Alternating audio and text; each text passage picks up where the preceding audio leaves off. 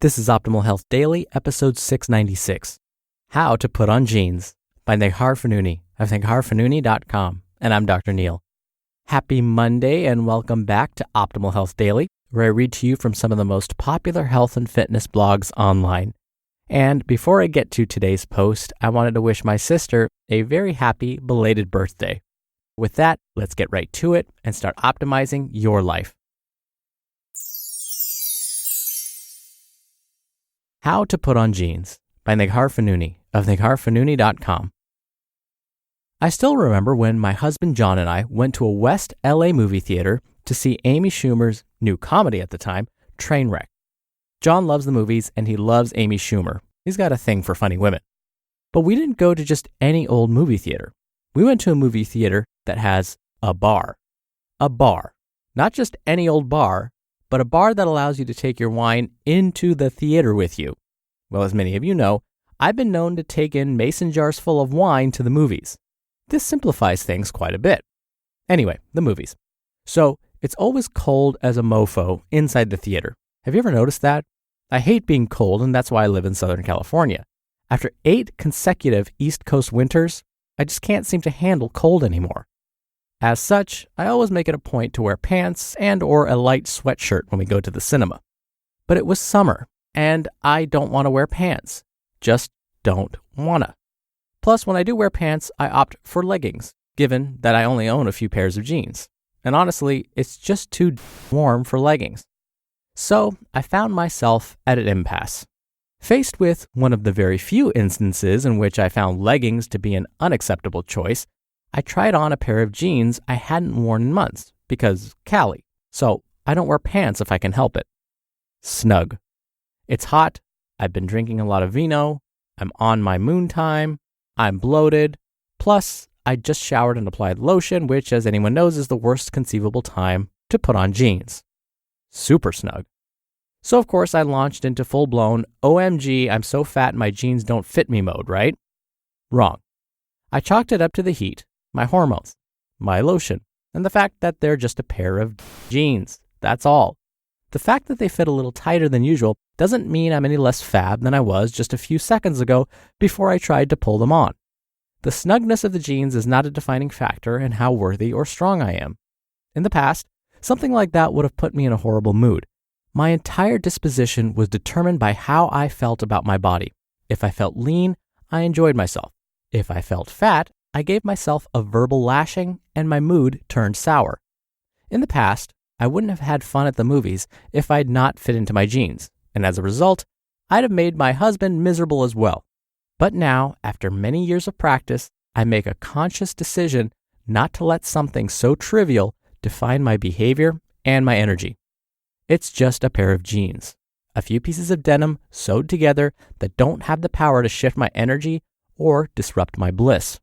Sure, I felt unusually constricted in my normally relaxed and roomy boyfriend-style jeans, but that was due to a host of factors, all of which I am comfortable with, all of which I accept as the natural flow of my body. None of the reasons they didn't fit have anything to do with my worth as a person. None of the reasons they didn't fit have the power to turn an otherwise lovely date night into a pity party. So, instead of stuffing myself into my jeans and unfortunately feeling like it was a bit too warm for leggings, I threw on a long sleeve, flowy, Free People tunic, my favorite Levi's cutoffs, and a pair of flat boots. I chose an outfit that made me feel feminine, sexy, comfortable, and confident. John and I hopped in an Uber over to West LA, had a few drinks at the bar, and a few more inside the theater. The movie was hilarious, and we had such a great time together. I could have spiraled into my jeans don't fit and I suck self-hatred, but I don't want that. I want more than that. I want cold, crisp wine and belly laughs and carefree date nights. I don't want to let a pair of jeans take me out of my power, so I choose not to let it do so. Every single day, I choose and practice choosing, and every single day, I am stronger. You just listened to the post titled, How to Put on Jeans by Neghar Fonooni of negharfonooni.com. And a quick thank you to our sponsor, Policygenius. Getting life insurance can feel like putting together the world's worst jigsaw puzzle. It's confusing and takes forever. And when you're finally done, it doesn't even look cool. But if you have a mortgage, kids, or anyone who depends on your income, it is a puzzle you need to solve. And Policygenius can help you do it. Policygenius is the easy way to get life insurance. In just 2 minutes, you can compare quotes from top insurers to find the best policy for you. And when you apply online, the advisors at Policygenius will handle all the red tape, even negotiate your rate with the insurance company. No commission sales agents and no hidden fees, just helpful advice and personalized service. It's easy to start. The site is really well designed. And Policygenius doesn't just make life insurance easy. They also make it easy to find the right home insurance, auto insurance, or disability insurance. They're your one-stop shop for financial protection. So, if you find life insurance puzzling, head to Policygenius.com. In 2 minutes, you can compare quotes, find the right policy, and save up to 40% doing it. Policygenius, the easy way to compare and buy life insurance. Dr. Neil again here for my commentary. I love when Ms. Fonooni mentioned how we can get into this downward sort of spiral with our thoughts.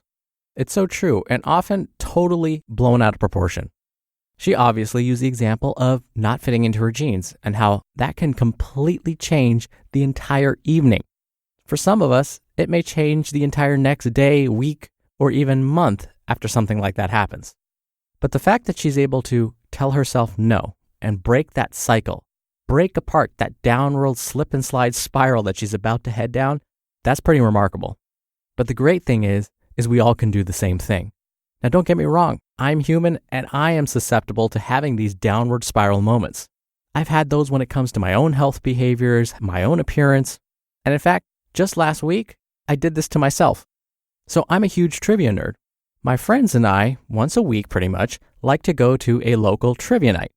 And the one we happened to attend last week only had 5 total teams playing. Usually there are more. And pretty much we can expect to rank in the top 3 every week. And this last week, out of 5 teams, we were in 5th place, or we came in last. And I couldn't let it go. I went into this weird downward spiral about how I'm not so great at trivia, and this was all in my own head. I ruined my entire evening for myself. We had a great time. I got to hang out with friends. We enjoyed good food. But the fact that we came in last bothered me so much, it ruined my entire evening. Not only that, it actually ruined my entire next day because I was still thinking about it. So again, we all have these moments. But if we can do like Miss Fonooni does and just say, no, stop, this doesn't define me, then maybe we can stop, enjoy our companionship, enjoy our evenings, our next days, and our weeks and months going forward. All right, that's it for today. I hope you have a wonderful start to your week. Thank you, as always, for listening. Thank you for sharing this show with someone. I'll be back here tomorrow as usual, so I'll see you there where your optimal life awaits.